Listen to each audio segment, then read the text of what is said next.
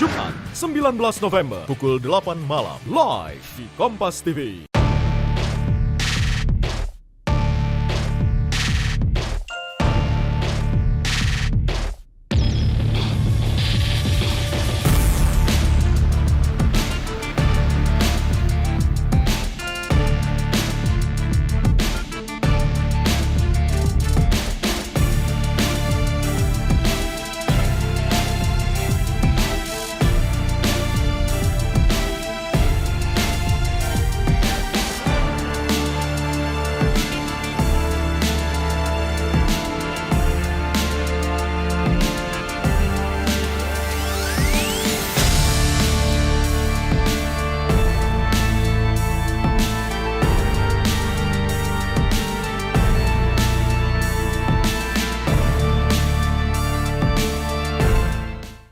Спасибо большое за сравнение с проектом F-35. Это действительно серьезный проект, который является, так сказать, топом и концентрацией всех усилий американской аэрокосмической промышленности не только по созданию продуктов.